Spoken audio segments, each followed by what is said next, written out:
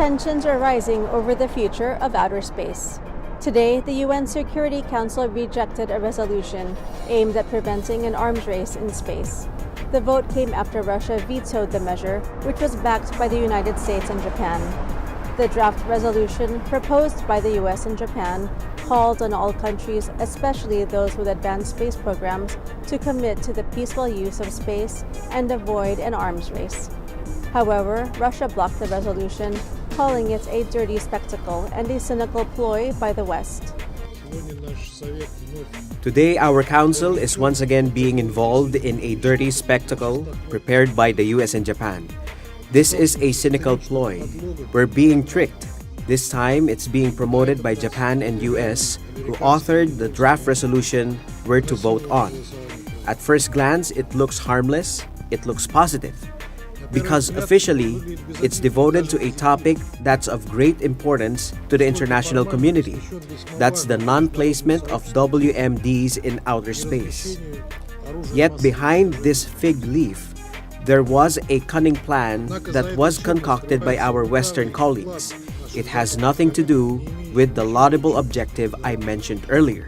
The US accuses Russia of developing a nuclear-armed satellite that could devastate vital communication and navigation infrastructure. They argue Russia's veto raises questions about their commitment to the Outer Space Treaty, which bans placing weapons of mass destruction in space. We are not talking about a weapon that can be used to attack human beings or cause physical destruction here on Earth. Any anti-satellite capability should be of general concern. Russia denies these accusations and claims to be firmly committed to the treaty.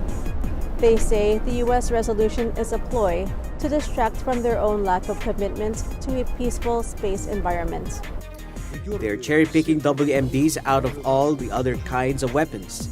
That's Washington, Tokyo, and their allies are trying to camouflage their lack of interest in outer space, in principle being free from any kinds of weapon. This is something the Russian Federation and China have been insisting on since 2008. As a minimum, it's as if they haven't built a house yet. They haven't even agreed that a house would be built, but they're already installing a roof over the spot where the house will be erected. Experts warn that an arms race in space could have catastrophic consequences. A single nuclear detonation could cripple communication and navigation systems around the world. The US, which relies heavily on satellites for everything from military operations to financial transactions, would be particularly vulnerable.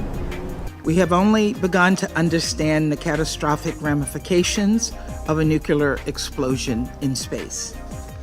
How it could destroy thousands of satellites operated by countries and companies around the world and wipe out the vital communications, scientific, meteorological, agricultural, commercial, and national security services we all depend on.